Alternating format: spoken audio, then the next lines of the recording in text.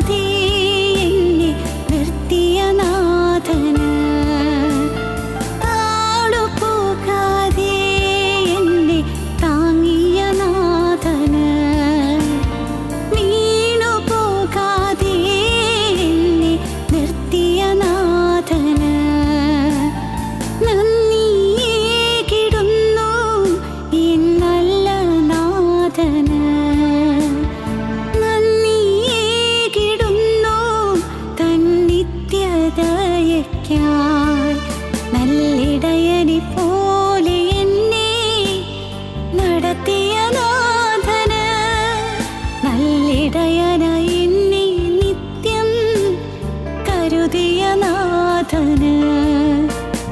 നന്ദിയേകിടുന്നു ഈ നല്ല നാഥന്, നന്ദിയേകിടുന്നു തൻ നിത്യദയയ്ക്കായി. നല്ലിടയനെ പോലെ എന്നെ നടത്തിയ നാഥന്, നല്ലിടയനായി എന്നെ നിത്യം കരുതിയ നാഥന്.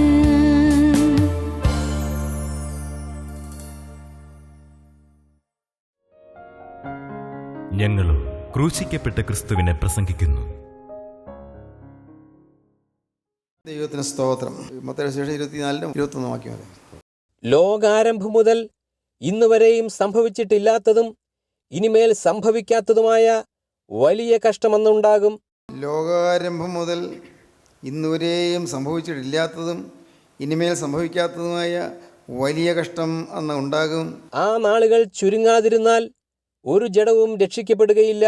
ആ നാളുകൾ ചുരുങ്ങാതിരുന്നാൽ ഒരു ജഡവും രക്ഷിക്കപ്പെടുകയില്ല. ആ നാളുകൾ ചുരുങ്ങി കിട്ടുന്നതുകൊണ്ടാണ് ദീർഘമായി നിന്നാൽ ഒരു ജഡവും രക്ഷിക്കപ്പെടുകയില്ല. ഇത്ര നാൾ പിടിച്ചു നിൽക്കും, ആളുകൾ വിശ്വാസം ത്യജിച്ചു പോകും. പിന്നെ വ്രതന്മാർ നിമിത്തമോ ആ നാളുകൾ ചുരുങ്ങും. വ്രതന്മാർ നിമിത്തമോ, ദൈവത്തിൻ്റെ വ്രതന്മാർ, വ്രതമെടുത്തവർ, ദൈവസന്നിധിയിൽ വിശ്വാസത്തോടുകൂടി വ്രതമെടുത്തവർ, വ്രതന്മാർ, അങ്ങനെയുള്ളവർ നിമിത്തം അതുകൊണ്ട് നാളുകൾ ചുരുങ്ങിയില്ലെങ്കിലോ, ചുരുങ്ങിയില്ലെങ്കിൽ എല്ലാവരും നഷ്ടപ്പെട്ടു പോകും. അന്ന് ആരാനും നിങ്ങളോട് ഇതാ ക്രിസ്തു ഇവിടെ അല്ല അവിടെ എന്ന് പറഞ്ഞാൽ വിശ്വസിക്കരുത്. ക്രിസ്തു ഇവിടെയുണ്ട് അല്ല അവിടെയുണ്ട് എന്ന് പറഞ്ഞാൽ വിശ്വസിക്കരുത്. കള്ളക്രിസ്തുക്കളുണ്ട്, പ്രവാചകന്മാരുണ്ടാകും, വിശ്വസിച്ച് പോകരുത്. ക്രിസ്തു ഇവിടെ അല്ല അവിടെ എന്ന് പറഞ്ഞാൽ വിശ്വസിക്കരുത്. കള്ളക്രിസ്തുക്കളും കള്ളപ്രവാചകന്മാരും എഴുന്നേറ്റ് കഴിയുമെങ്കിൽ വ്രതന്മാരെയും തെറ്റിപ്പാനായി വലിയ അടയാളങ്ങളും അത്ഭുതങ്ങളും കാണിക്കും. കള്ളക്രിസ്തുക്കൾ എഴുന്നേറ്റ് വലിയ അടയാളങ്ങളും അത്ഭുതങ്ങളും കാണിക്കും. പ്രിയപ്പെട്ടവരെ, കള്ളപ്രവാചകന്മാർ എഴുന്നേറ്റ് അടയാളങ്ങളും അത്ഭുതങ്ങളും കാണിക്കും. ഇതൊന്നും കണ്ട് നിങ്ങൾ തെറ്റിപ്പോകരുത്. പ്രിയപ്പെട്ടവരെ, അനേകം സുവിശേഷ പ്രസംഗങ്ങൾ തന്നെ എല്ലാം വ്യാജമാണ്, ജീവനുള്ള ദൈവത്തെ ത്യജിക്കുന്നതാണ്, ദൈവം പ്രസാദിക്കാത്തതാണ്, ലക്ഷ്യം ശുദ്ധമല്ല. ദൈവത്തിന് സ്തോത്രം. ആരെയും ഒരു കാര്യത്തിലും വിമർശിക്കരുത് എന്ന് നിർബന്ധമുള്ളതുകൊണ്ട് ഞാനതിലേക്ക് കടക്കുന്നില്ല.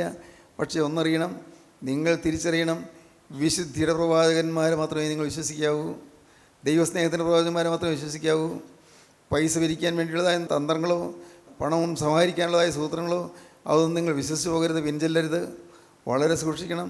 അടയാളങ്ങൾ കാണിച്ചു വരും, അത്ഭുതങ്ങൾ കാണിച്ചു വരും, പല അടയാളങ്ങളും അത്ഭുതങ്ങൾ കാണിച്ചു വരും. അതെല്ലാം ഒന്നും വിശ്വസിച്ച് പോകരുത്, സൂക്ഷിക്കണം. അടുത്തത്, ഓർത്തുകൊള്ളുവിൻ, ഞാൻ മുമ്പ് കൂട്ടി നിങ്ങളോട് പറഞ്ഞിരിക്കുന്നു. ഓർത്തുകൊള്ളുകയും ഞാൻ മുമ്പ് നിങ്ങളോട് പറഞ്ഞിരിക്കുന്നു. ആകയാൽ നിങ്ങളോട് അതാ അവൻ മരുഭൂമിയിൽ എന്ന് പറഞ്ഞാൽ പുറപ്പെടരുത്, ഇതാ അറകളിൽ എന്ന് പറഞ്ഞാൽ വിശ്വസിക്കരുത്. നിങ്ങൾ എന്തെങ്കിലും ആളുകൾ അവിടെയുണ്ട്, മരുഭൂമിയിൽ യേശു വന്നിട്ടുണ്ട്, എന്നടുത്ത് വന്നിട്ടുണ്ടെന്ന് പറഞ്ഞാൽ വിശ്വസിച്ച് പോകരുത്. മിന്നൽ കിഴക്ക് നിന്ന് പുറപ്പെട്ട് പടിഞ്ഞാറോളം വിളങ്ങും പോലെ മനുഷ്യപുത്രന്റെ വരവ് ആകും. ദൈവത്തിന് സ്തോത്രം. പ്രിയപ്പെട്ടവരെ, നീ തുടർന്ന് വായിക്കാം. 29-ാം ആ വാക്യം. കാലത്തിലെ കഷ്ടം കഴിഞ്ഞ ഉടനെ സൂര്യൻ ഇരുണ്ടുപോകും. ഈ നമ്മൾ വെളിപ്പാട് 6-ാം അധ്യായത്തിൽ ഇത് വരുന്നുണ്ട്. ആ കാലത്തിലെ കഷ്ടം കഴിഞ്ഞ ഉടനെ സൂര്യൻ ഇരുണ്ടു പോകും, ചന്ദ്രൻ പ്രകാശം കൊടുക്കാതിരിക്കും, പ്രകാശം കൊടുക്കാതിരിക്കും, നക്ഷത്രങ്ങൾ ആകാശത്ത് നിന്ന് വീഴും, നക്ഷത്രങ്ങൾ ആകാശത്ത് നിന്ന് വീഴും, ആകാശത്തിലെ ശക്തികൾ ഇളകിപ്പോകും, ആകാശത്തെ ശക്തികൾ ഇളകിപ്പോകും. അപ്പോൾ മനുഷ്യപുത്രന്റെ അടയാളം ആകാശത്ത് വിളങ്ങും. ദൈവത്തിന് സ്തോത്രം. ഒട്ടേറെ കാര്യങ്ങൾ ഈ 24-ാം അധ്യായം വായിക്കുമ്പോൾ നമുക്ക് മനസ്സിലാകും. എല്ലാം വിശദീകരിക്കാൻ നേരമില്ലല്ലോ. ഞാൻ ഒന്ന് ചുരുക്കി പറയട്ടെ.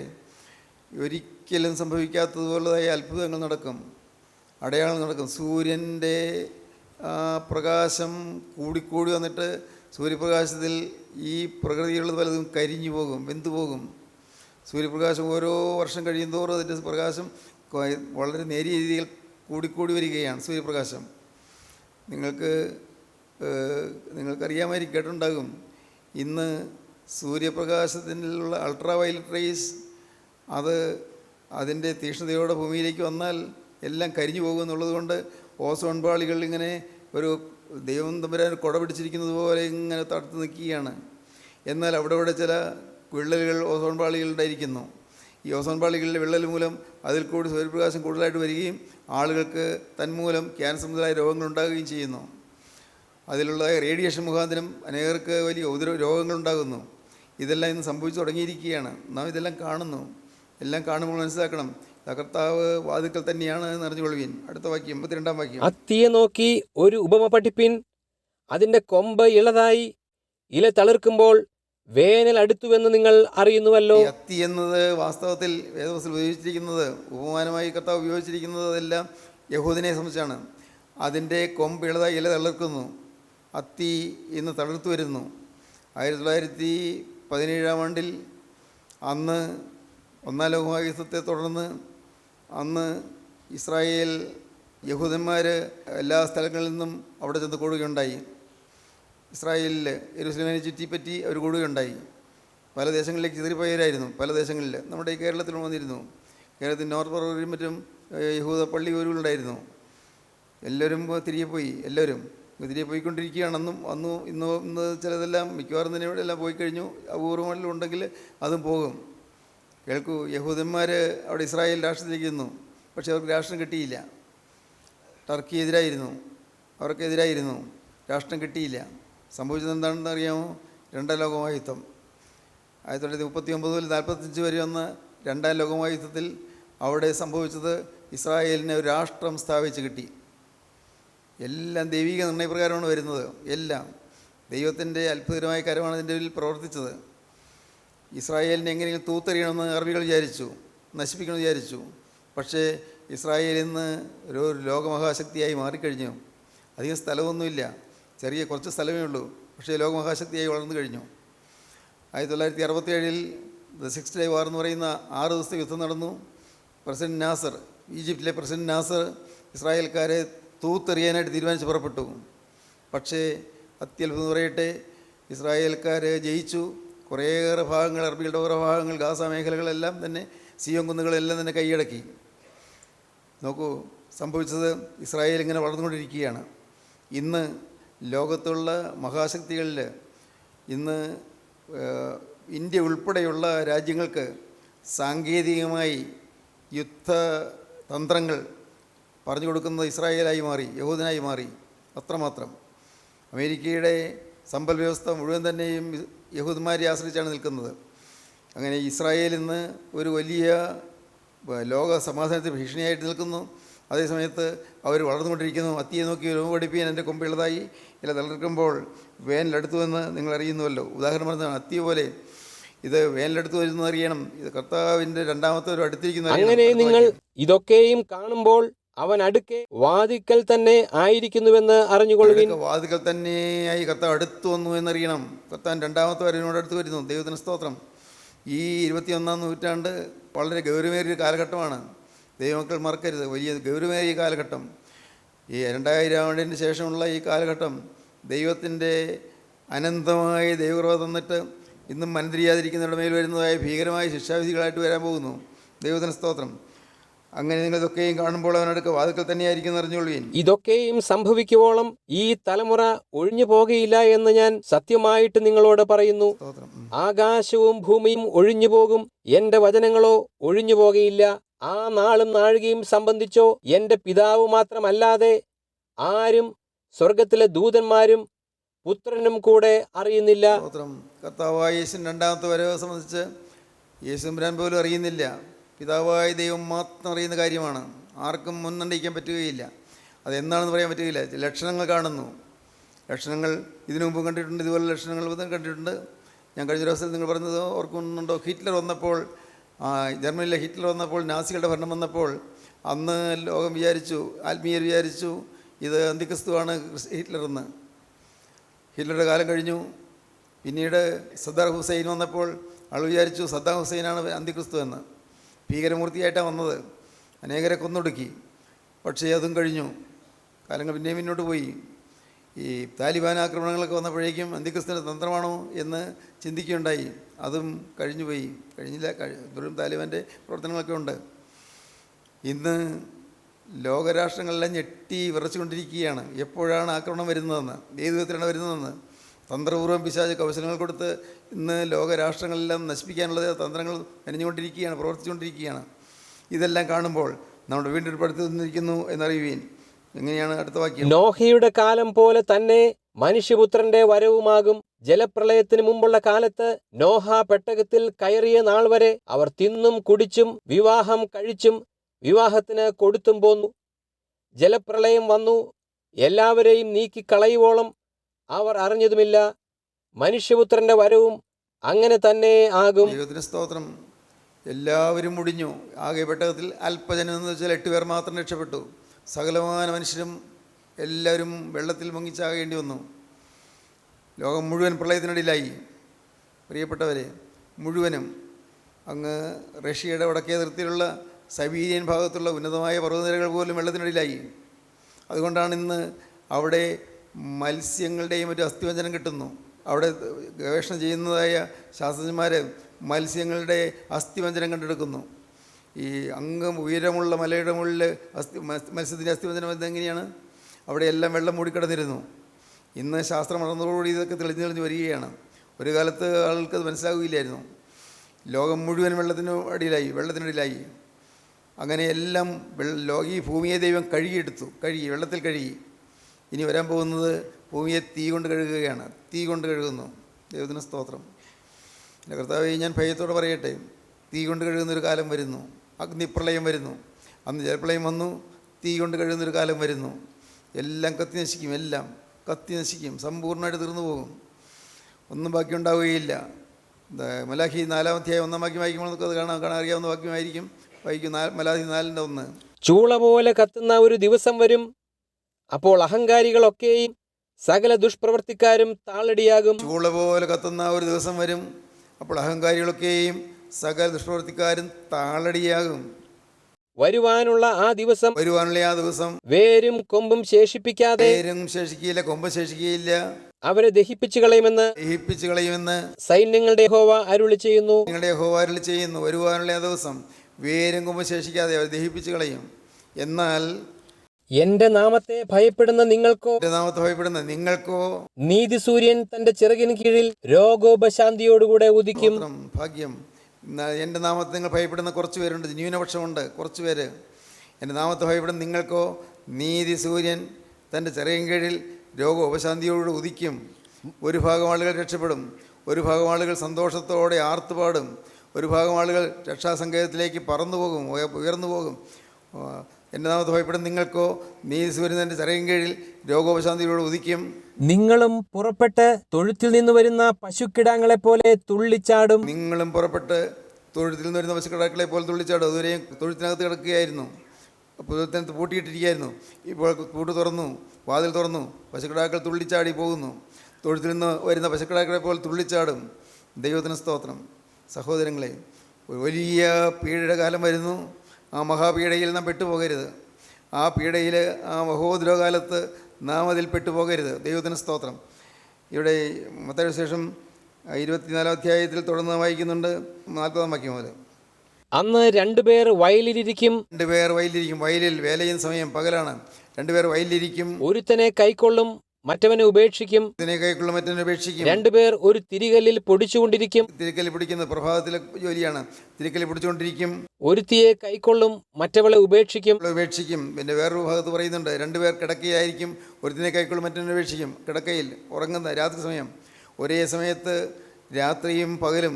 ഒരു ഭാഗത്ത് പകൽ, വേറെ ഭാഗത്ത് രാത്രി. പക്ഷേ യേശുക്രിസ്തു വരുമ്പോൾ എല്ലായിടത്തും ഒരേ സമയത്താണ് വരുന്നത്.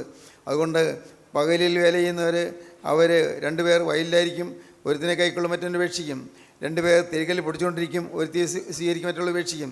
2 പേർ കിടക്കയിലായിരിക്കും. ഒരുത്തിനെ കൈക്കൊള്ളും, മറ്റവനെ ഉപേക്ഷിക്കും. പ്രിയപ്പെട്ടവർ, അങ്ങനെ 2 തിരിയാൻ പോകുന്നു. കളയും നെല്ലും 2 തിരിയാൻ പോകുന്നു. കളയേത് നല്ലതെന്ന് തിരിച്ചറിയാൻ പോകുന്നു. കളകൾക്ക് എല്ലാം പറിച്ചെടുത്ത് കെട്ടുകെട്ടായി കെട്ടി തീയിട്ട് ചുട്ടുകളയാൻ പോകുന്നു. കർത്താവിൻ്റെ വചനമായി പറയുന്നതെല്ലാം. ദൈവത്തിന് സ്തോത്രം. പ്രിയപ്പെട്ടവരെ, അതുകൊണ്ട് ഇന്ന് നമുക്ക് ചിന്തിക്കാനുള്ളത്, ഈ വെളിപ്പാട് ദിവസം 6-ാം അധ്യായത്തെ ആസ്പദമാക്കി ചിന്തിക്കാനുള്ളത്, ഓരോ ബാധകളും വരുന്നതിനെക്കുറിച്ച് പറയുന്ന ഭാഗങ്ങൾ നമ്മുടെ ഹൃദയത്തെ ഉണർത്തേണ്ടതാണ്. നമ്മുടെ ജീവിതത്തിൽ വലിയ മാറ്റം വരുത്തേണ്ടതാണ്. നാം ചിന്തിക്കേണ്ടതാണ്. എൻ്റെ കർത്താവേ, കാലം തീരാറായിരിക്കുന്നു. ഇന്ന് മനുഷ്യൻ തിന്നും കുടിച്ചും വിവാഹം കഴിച്ചും വിവാഹത്തിന് കൊടുത്തും പോരുന്നു.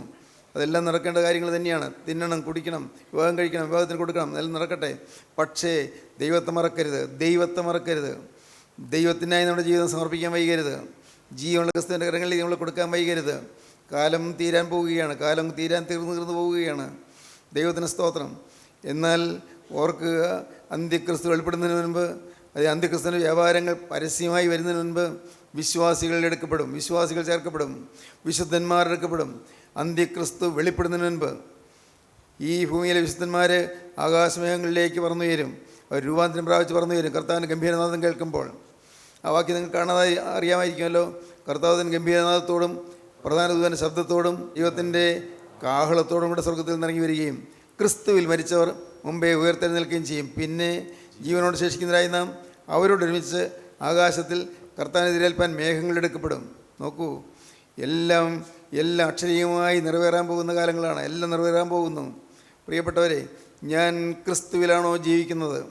ഞാൻ ക്രിസ്തുവിൽ മരിക്കാൻ എനിക്ക് സാധിക്കുമോ? എൻ്റെ ഹൃദയത്തിൽ നിന്ന് ക്രിസ്തു ഉണ്ടോ? സഹോദരങ്ങളെ, നാം വേറെ ഒന്നും ചിന്തിക്കേണ്ട, മറ്റൊന്നും ചിന്തിക്കേണ്ട. ജീവിക്കാൻ കൊള്ളാകുന്ന ഏറ്റവും നല്ല ജീവിതം ക്രിസ്തുവുള്ള ജീവിതമാണ്. ജീവിക്കാൻ കൊള്ളാകുന്ന സമാധാനമുള്ള ജീവിതം, യേശു ക്രിസ്തുവുള്ള ജീവിതം. ദൈവത്തിന് സ്തോത്രം. യേശു ക്രിസ്തു ഉള്ളിലുണ്ടായിരിക്കുക. നമ്മുടെ ജീവിതത്തെ യേശു ക്രിസ്തു നിയന്ത്രിക്കുക എന്നൊക്കെ യേശു ക്രിസ്തു നമ്മുടെ ഹൃദയത്തിൽ ഇടം കൊടുക്കുക. യേശു ക്രിസ്തു നമ്മളെ നിയന്ത്രിക്കട്ടെ. യേശു ക്രിസ്തു നമ്മുടെ ഓരോ അവയവങ്ങളെയും നിയന്ത്രിക്കട്ടെ. ഹൃദയത്തിൽ യേശു രാജാധിരാജാവായി വാഴട്ടെ. ദൈവത്തിന് സ്തോത്രം. യേശു ക്രിസ്തു വാഴുന്നതായി ജീവിതാനുഭവം. എന്തോ ഒരു മഹാഭാഗ്യം. ദൈവത്തിന് സ്തോത്രം. പ്രിയപ്പെട്ടവരെ, ഇനിയും വൈകരുത്. കർത്താവിൻ്റെ വരവ് എപ്പോഴും അറിഞ്ഞുകൂടാ. എപ്പോഴും ഉണർന്നും പ്രാർത്ഥിച്ചുകൊണ്ടിരിപ്പിന്നാണ് പറയുന്നത്. മത്തായി 24-ാം അധ്യായവും 25-ാം അധ്യായവും കർത്താവിൻ്റെ രണ്ടാമത്തെ വരവിനോട് ബന്ധപ്പെട്ട കാര്യങ്ങളാണ്. കർത്താവിൻ്റെ രണ്ടാമത്തെ വരവ് എങ്ങനെയെന്നുള്ളതിനെക്കുറിച്ചുള്ളതായ ചില ഉപമയോടുകൂടി തന്നെ കർത്താവ് പറയുന്നുണ്ട്. ഇന്ന് നമുക്ക് ഇതെല്ലാം കേൾക്കാൻ അവസരമുണ്ടായി. നമ്മൾ പൂർവികന്മാർക്ക് ഒന്നും കേൾക്കാൻ കഴിഞ്ഞില്ല. ഞാൻ അങ്ങനെയാണ് കാണുന്നത്. പൂർവികന്മാരായി നമ്മുടെ പിതാക്കന്മാർ അവരൊന്നും കേട്ടില്ല. വേദപുസ്തകം കൊണ്ട് വായിച്ചു പോകും, ഒന്നും മനസ്സിലാക്കി കാണുകയില്ല. ഞാൻ എൻ്റെ കാരണവന്മാരുടെ കാര്യമാണ് ഞാൻ ചിന്തിക്കുന്നത്. ഒന്ന് വേദപുസ്തകം കൊണ്ട് വായിക്കും, അതുപോലെ ഒരു വേദവായന ഉണ്ടായിരിക്കും, പ്രാർത്ഥനയുണ്ട്, നമസ്കാരമുണ്ട്, പള്ളിയിൽ പോകും, കുമ്പസാരിക്കും, കുർബാന കൊള്ളും, നോമ്പ് നോക്കും, മരണ പെരുന്നാളിനും അന്ന് പണിയൊന്നും ചെയ്യില്ല, പള്ളിയിൽ പോകും.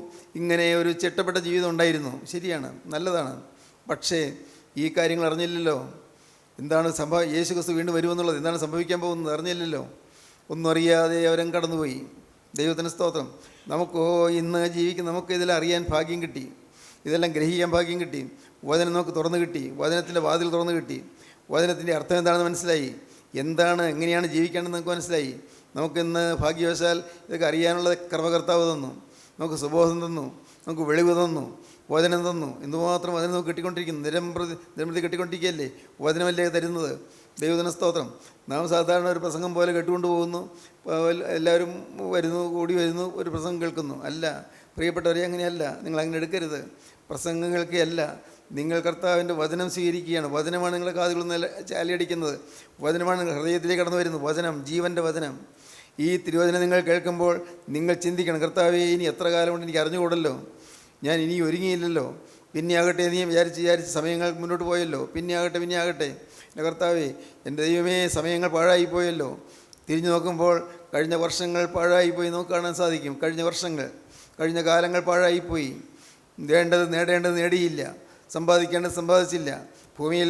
ഈ ഭൂമിയിൽ സ്വത്ത് സമ്പാദിച്ച് കാണും, ജോലി ചെയ്ത് രൂപ ഉണ്ടാക്കി ബാങ്കിലിട്ട് കാണും. ശരി, പലതുകൊണ്ട്, വീട്ടിൽ പല ഉപകരണങ്ങളുണ്ട്, ഇതെല്ലാം സമ്പാദിച്ചു. പക്ഷേ സമ്പാദിക്കേണ്ടത് നിത്യസമ്പത്താണ്. നിത്യസമ്പത്ത് എന്താണ്? അത് കർത്താവായ യേശുക്രിസ്തുവാണ്. യേശുക്രിസ്തുവിൻ്റെ രാജ്യമാണ്. അത് സമ്പാദിച്ചു പോകും നിങ്ങൾ. ദൈവത്തിന് സ്തോത്രം. ഞാൻ ആ കാര്യം ഊന്നി പറയാൻ ആഗ്രഹിക്കുന്നു. ദൈവത്തിന് സ്തോത്രം. ദൈവത്തിൻ്റെ വലിയ നാമം മഹത്വപ്പെടട്ടെ. ഭാഗ്യവശാൽ എനിക്ക് കർത്താവ് ഒരു കണ്ണുകാഴ്ച തന്നതുകൊണ്ട് മാനസാന്തരം കിട്ടി. ഭാഗ്യവശാൽ ഇതൊക്കെ മനസ്സിലാക്കാൻ ഒരു കൃപ കർത്താവ് തന്നു. ഒന്നും മനസ്സിലായിട്ടെന്നല്ല ഞാൻ പറയുന്നത്, എന്തെല്ലാം ഇനി മനസ്സിലാക്കാനുണ്ട്. പക്ഷേ എങ്കിലും ചിലതെല്ലാം ഉള്ളിൽ കടന്നു വന്നു. ദൈവത്തിന് സ്തോത്രം. ആ കർത്താവിൻ്റെ കൃപയാൽ ചിലതെല്ലാം മനസ്സിലാക്കാൻ സാധിച്ചു. തീർന്നില്ല. പ്രിയപ്പെട്ടവരെ, നിങ്ങളോട് ഞാൻ ചോദിക്കട്ടെ, നിങ്ങൾ ഈ വചനം കേൾക്കുന്നില്ലേ? നിങ്ങളുടെ ജീവിതത്തിൽ യേശു ക്രിസ്തുവിന് ഇടം കൊടുത്തോ? ഇന്ന് രാത്രി, നാളെ നേരം പുലരുന്നതിന് മുൻപ് കർത്താവായ യേശു വീണ്ടും വരുമെങ്കിൽ, കാഹളനാദം കേൾക്കുമെങ്കിൽ, ഗംഭീരനാദം കേൾക്കുമെങ്കിൽ, ജീവനുള്ള ദൈവത്തിൻ്റെ കാഹളം കേൾക്കുമെങ്കിൽ, ദൈവത്തിന് സ്തോത്രം, പ്രധാന ദൂതനായ മീഖായേൽ ശബ്ദം കേൾക്കുമെങ്കിൽ, കർത്താവിൻ്റെ ഗംഭീരധ്വനി കേൾക്കുമെങ്കിൽ, അയ്യോ കർത്താവേ, ഞാൻ നഷ്ടപ്പെട്ടു പോയി എന്ന് പറയാനിട വരുമോ? നിങ്ങൾ ചിന്തിക്കൂ. ദൈവത്തിന് സ്തോത്രം. ഒരു കിടക്കയിൽ കിടന്നുറങ്ങുന്നു, എല്ലാവരും വീട്ടിൽ തന്നെ താമസിക്കുന്നു, ഒരു സ്കൂളിൽ പഠിക്കുന്നു, അല്ലെങ്കിൽ ഒരു ഓഫീസ് ജോലി ചെയ്യുന്നു, എല്ലാം ഒരുമിച്ച്. പക്ഷേ നാളെ പ്രഭാതത്തിൽ നേരം വിളിക്കുമ്പോൾ അതിനു മുമ്പ് കർത്താവ് വന്നു പോയാൽ ചിലരെ കാണുകയില്ല, ഈ ഭൂമിയിൽ കാണുകയില്ല. ദൈവത്തിന് സ്തോത്രം. എത്ര ഗൗരവമേറിയ കാര്യമാണ് എൻ്റെ സഹോദരങ്ങളെ. ഈ ലോകം മായയാണ്, എല്ലാം താൽക്കാലികമാണ്, എല്ലാം ക്ഷണികമാണ്, അധികമൊന്നും നിലനിൽക്കുകയില്ല. ദൈവത്തിന് സ്തോത്രം. ഇന്ന് കർത്താവ് നോക്കൂ, അതിനും തന്ന് കർത്താവ് കൃപയുടെ പെട്ടകം തുറന്നു വെച്ചുകൊണ്ട് നമ്മൾ വിളിക്കുന്നു, വരുവീൻ, അകത്ത് കിടക്കുകയും പ്രളയം വരുന്നതിന് മുമ്പ് കടന്നുകൊള്ളുകയും എന്നാണ് പറയുന്നത്. പ്രളയം വരാൻ പോകുന്നു. ചൂള പോലെ എത്തുന്ന ദിവസം വരും. ചൂള പോലെ എത്തുന്നൊരു മഹാഭയങ്കര ദിവസം വരും. ആകാശം കൊടുമുഴക്കുന്നവർ ഒഴിഞ്ഞു പോകും. മൂലപദാർത്ഥങ്ങൾ കത്തി അഴിയുകയും ഭൂമിയിലുള്ള പണികളും വെന്തുപോവുകയും ചെയ്യും. എല്ലാം വെന്തുപോകും. എല്ലാം ഒരു തീ പ്രളയം വരുന്നു. ദൈവത്തിന് സ്തോത്രം. പ്രിയപ്പെട്ടവരെ, ആ മഹാഭയാനകമായ മഹോദ്രോഹത്തിൽ നിന്ന് രക്ഷപ്പെടാൻ ഇന്ന് നമുക്ക് കർത്താവായ യേശുവിനെ വിളിക്കുക, ക്രിസ്തുവിനെ ഹൃദയത്തിലേക്ക് നിങ്ങൾ ക്ഷണിക്കുക. യേശുവേ, കടന്നു വരണമേ, എൻ്റെ ഹൃദയത്തിലേക്ക് വരണമേ. പ്രാർത്ഥിക്കൂ പ്രിയപ്പെട്ടവരെ. കാലം തീരാൻ പോകുന്നു. ദൈവത്തിന് സ്തോത്രം. എൻ്റെ സഹോദരങ്ങളെ, നമ്മുടെ ആയുസ്സിലാണോ ഇത് സംഭവിക്കാൻ പോകുന്നത്? അല്ല, ഇന്നാണോ സംഭവിക്കാൻ പോകുന്നത്? നാളെ അടുത്ത മാസമാണോ സംഭവിക്കാൻ പോകുന്നത്? അറിഞ്ഞുകൂടാ. അത് സ്വർഗ്ഗസ്വനായ പിതാവിന് മാത്രമേ അറിയാവൂ. പുത്രൻ വരാൻ പോലും അറിയുന്നില്ല. സ്വർഗ്ഗത്തിൽ ദൂതന്മാരറിയുന്നില്ല. ദൈവത്തിന് സ്തോത്രം. ആർക്കും പ്രവർത്തിച്ചു വിടാത്ത രാത്രി വരുന്നു. പ്രിയപ്പെട്ടവരെ, ഇനി നാം ഒരുങ്ങാൻ താമസിക്കരുത്, വൈകരുത്. ദൈവത്തിൻ്റെ വലിയ നാമം മഹത്വപ്പെടട്ടെ. ഞാൻ വളരെ വേദനയോടും അതേസമയത്ത് സ്നേഹത്തോടും നിങ്ങൾ പറയട്ടെ, ദൈവത്തിന് സ്തോത്രം. നിങ്ങൾ അനേകരിന്ന് ഒരുങ്ങിയിട്ടില്ല. ആരും ഒന്നും ഗൗരവമായിട്ട് എടുത്തിട്ടില്ല. കാര്യം ഗൗരവമായിട്ട് എടുക്കണം. നമുക്കറിയാൻ വയ്യാത്തതുകൊണ്ടല്ല, അറിയാം. വേദപുസ്തകം വായിക്കുന്നു, കാര്യം ഗ്രഹിച്ചു. പിന്നെ ആകട്ടെ എന്നാണ് വയ്ക്കുന്നത്. പിന്നീടാകട്ടെ. മകനെ അങ്ങനെ ചിന്തിക്കരുത്. ചിന്തിക്കരുത്. പിന്നെ നിനക്ക് അവസരം കിട്ടിയില്ലെങ്കിലോ, പിന്നെ ചിന്തിക്കാൻ അവസരം കിട്ടിയില്ലെങ്കിലോ, പിന്നെ അനുഭവിക്കാൻ സമയം കിട്ടിയില്ലെങ്കിലോ, പാപത്തോർത്ത് കരയാൻ അവസരം കിട്ടിയില്ലെങ്കിലോ എന്തു ചെയ്യും? എല്ലാം നഷ്ടപ്പെട്ടു പോകും. ദൈവത്തിന് സ്തോത്രം. പ്രിയപ്പെട്ടവരെ, ഇന്ന് ചിന്തിച്ചാൽ നമുക്ക് മനസ്സിലാവുകയില്ല. ഓമന കുഞ്ഞുങ്ങളെ പിരിഞ്ഞ് നമുക്ക് പറന്നു പോകും. ദൈവത്തിന് സ്തോത്രം. നമ്മുടെ പ്രിയപ്പെട്ടവരെ പിരിഞ്ഞ് നമുക്ക് പറന്നു പോകും. ദൈവത്തിൻ്റെ വലിയ നാമം മഹത്വപ്പെടട്ടെ. ഞാൻ ചോദിക്കട്ടെ, നിങ്ങൾ മാത്രമല്ല, നിങ്ങളുടെ മക്കളുടെ മക്കളും അവരെല്ലാവരും ചേർന്ന് പറക്കാൻ നിങ്ങൾ ഒരുങ്ങിയിട്ടുണ്ടോ? ദൈവത്തിന് സ്തോത്രം. മക്കളെ നിങ്ങൾ ദൈവവഴിയിലേക്ക് തിരിച്ചു കൊണ്ടുവരുന്നുണ്ടോ? മക്കൾക്ക് വചനം കൊടുക്കുന്നുണ്ടോ? മക്കൾ ദൈവവഴിയിലേക്ക് തിരിക്കുന്നുണ്ടോ? മക്കൾ ദൈവവചനം കേൾക്കാനായിട്ട് അവരെ ഉത്സാഹിപ്പിക്കുന്നുണ്ടോ? ദൈവത്തിന് സ്തോത്രം. അവരെ പരീക്ഷ പാസ്സായില്ലെങ്കിൽ നിങ്ങൾ ദുഃഖമുണ്ട്. അവർ ഒരു നല്ല റിസൾട്ട് കിട്ടിയില്ലെങ്കിൽ നിങ്ങൾക്ക് അവരെക്കുറിച്ച് ദുഃഖമുണ്ട്. എന്നാൽ ചോദിക്കട്ടെ, അവർക്ക് മെഡിസിൻ അഡ്മിഷൻ കിട്ടിയില്ലെങ്കിൽ നിങ്ങൾക്ക് ദുഃഖമുണ്ട്. അവർക്ക് എഞ്ചിനീയറിംഗിന് അഡ്മിഷൻ കിട്ടിയില്ലെങ്കിൽ ദുഃഖമുണ്ട്. അവർക്ക് ജോലി കിട്ടിയില്ലെങ്കിൽ നിങ്ങൾക്ക് ദുഃഖമുണ്ട്. ഞാൻ ചോദിക്കട്ടെ, ദൈവത്തിന് സ്തോത്രം, ഞാൻ വിനയപൂർവ്വം ചോദിക്കട്ടെ, നിങ്ങളുടെ നിങ്ങൾ കർത്താവിൻ്റെ കൃപയാൽ ഭാഗ്യവശാൽ പറന്നു പോകാനിട വന്നാൽ ആ മക്കൾ കൂടെ ഉണ്ടാവില്ല എന്ന് പറഞ്ഞാലോ ദുഃഖമുണ്ടോ? ഇല്ല. അനേകർക്ക് അത് ചിന്താവിഷയമല്ല. മക്കളെക്കുറിച്ച് കരയേണ്ടിയിരിക്കുന്നു. മക്കളെക്കുറിച്ച് നിങ്ങൾ അലറി കരയേണ്ടിയിരിക്കുന്നു. എങ്ങോട്ട് പോകുന്നു, എന്ത് ചിന്തിക്കുന്നു? ഈ ലോകത്തിന് വേണ്ടി മാത്രം ജീവിക്കുന്നു. ഈ ലോകം മാത്രം ലക്ഷ്യം. ഈ ലോകത്തിലെ സന്തോഷം മാത്രം ലക്ഷ്യം. ഈ ലോകത്തിലെ സുഖം മാത്രം ലക്ഷ്യം. മക്കൾ നാനാ വഴിക്ക് തിരിഞ്ഞു പോകുന്നു. ദൈവത്തിന് സ്തോത്രം. എൻ്റെ പ്രിയപ്പെട്ടവരെ, നമുക്ക് ഈ വചനം കിട്ടി.